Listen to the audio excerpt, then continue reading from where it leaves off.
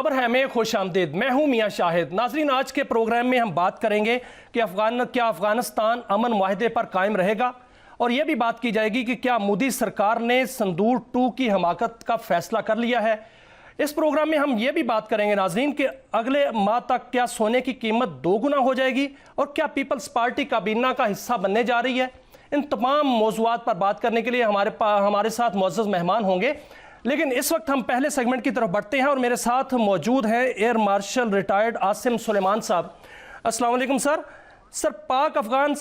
Seize fire माहिदा हो चुका है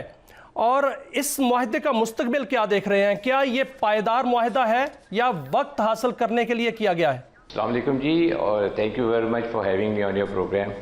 जी, सबसे बड़ी बात यह है जी कि एक बहुत खुशाइन बात है, और वो ये है कि हमारा जो है आपस के अंदर जो एग्रीमेंट हो गया है कि जी हम बिल्कुल एक दूसरे के साथ मिल बैठ के और दोस्ती के साथ आगे चलेंगे। और मेरा ख्याल है कि ये जो बीच में 25 तक का जो टाइम दिया गया है, ये एक बहुत अच्छी चीज़ है, जिसके अंदर हमने भी अपनी उनको रिक्वायरमेंट्स बता दी हैं और उनको भी पता चल गया है कि उन्होंने क्या करना है। हम चाहते हैं कि जी देर पाक किस्म का जो है अमन होना चाहिए, उसके अंदर कोई उनकी जो है टेररिज्म की सपोर्ट नहीं होनी चाहिए, कोई सेफ हेवन्स नहीं होने चाहिए, बॉर्डर मैनेजमेंट सिस्टम बहुत अच्छा होना चाहिए, जिससे ये जो है इन्फिल्ट्रेशन वगैरह की जो अटेम्प्ट्स की जाती हैं और पाकिस्तान के अंदर जो वो हमें नुकसान पहुंचाने की कोशिश करते थे, वो ख़त्म हो जाएगा। तो ये एक ओवरऑल तो जी बहुत अच्छी चीज़ है जो हुआ है। और अभी जिस तरह पहले पास में होता रहा कि जी एक एग्रीमेंट होता था और उस एग्रीमेंट के ऊपर वो कभी वो पायदार नहीं था, और जब वो वापस जाते थे तो फिर वही काम शुरू हो जाता था और टेररिज्म जो है वो बढ़ता जा रहा था, और अब एक ऐसी हद तक पहुंच चुका था कि पाकिस्तान की बर्दाश्त से बाहर था। अब मेरा ख्याल है कि ये जो अभी जो इंटरम टाइम जो 19 से लेके 25 तक दिया गया, उसके अंदर जब अब टर्की में इंशाल्लाह जब दोबारा से रिज्यूम होगी टॉक्स, वहाँ पे जो एग्रीमेंट साइन होगा जिसके सालिस हैं, जिसके अंदर टर्की भी है और कतर भी है, इसका एक जो मुस्बत जो असर होगा वो इस एग्रीमेंट के ऊपर वो ये होगा कि इसके अंदर गारंटर्स होंगे, और ये जो है 1 to 1 जो है जिस तरह पहले होता रहा उस तरह नहीं होगा। और जिस तरह अगर पास के अंदर बीच में कोई सालिस भी थे तो वो इतनी मजबूती के साथ उन्होंने हमारी सपोर्ट के लिए या पीस एग्रीमेंट की सपोर्ट के लिए उस तरह हाथ नहीं बढ़ाया था। तो मेरा ख्याल है ओवरऑल अगर देखा जाए तो ये एक बहुत अच्छा स्टेप है, बट इसके अंदर कुछ लिमिटेशंस भी ज़रूर होंगी, और वो लिमिटेशंस ये हैं कि ये जो इस वक्त रजीम है अफ़गानिस्तान के अंदर वो कितनी मजबूत है और वो इसको कितने ज़ोरदार तरीके से इम्प्लीमेंट करा सकती है, ये वक्त बताएगा। लेकिन हमें कभी भी जो है वो नेगेटिव तौर पे ये चीज़ को नहीं देखना चाहिए और पेसिमिस्टिकली नहीं देखना चाहिए। हमें इसको इस तरह देखना चाहिए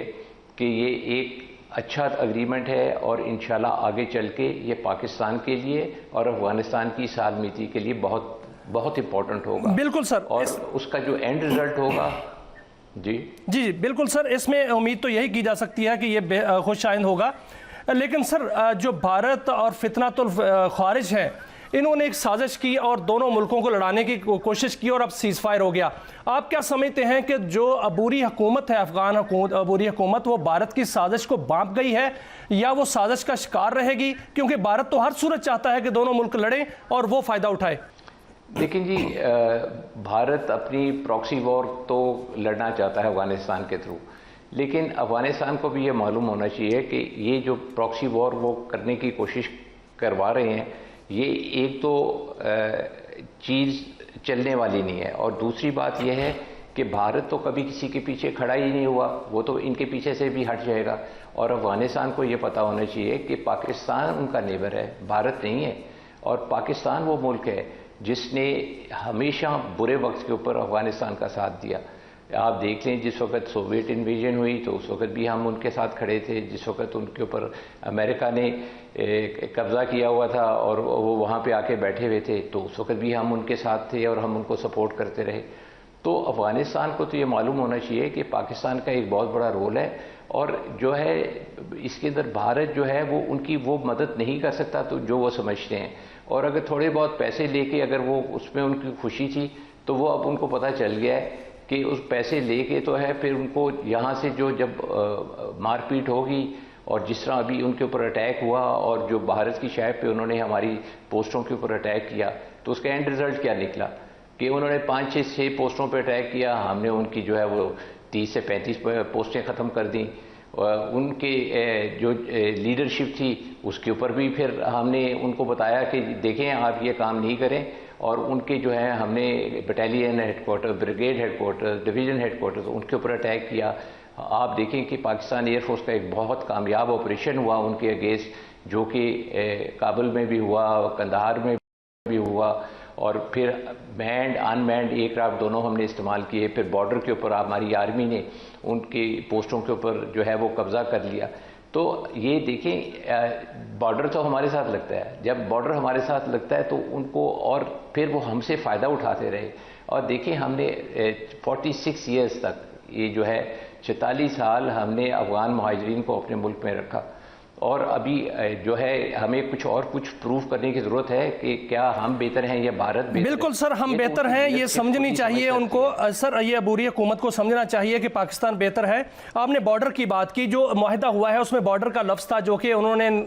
بعد میں جو ہے حذف کر دیا گیا، اس کو کس طرح دیکھتے ہیں؟ اور دوسرا یہ فرمائیے گا کہ بھارتی آرمی چیف نے پھر گیدڑ ببکی لگائی ہے اور انہوں نے کہا ہے کہ سندور 1 جو ہے وہ مکمل ہو گیا، سندور 2 پر جو ہے وہ ہم آ رہے ہیں، اور اس میں راج ناتھ جو ان کے وزیر دفاع ہیں انہوں نے بھی ایک جو ہے لمبی چھوڑی ہے، انہوں نے کہا ہے کہ براموس میزائل جو ہے اس سے پاکستان کا ہر انچ جو ہے وہ اس کے نشانے پر ہے۔ تو سر فرمائیے گا کہ کیا ہمارے اگر ایسی صورتحال ہوتی ہے، وہ حملہ کرتا ہے، تو پاکستان بھارت کے ایک ایک سوتر کو بسم کرنے کے لیے کتنی صلاحیت رکھتا ہے؟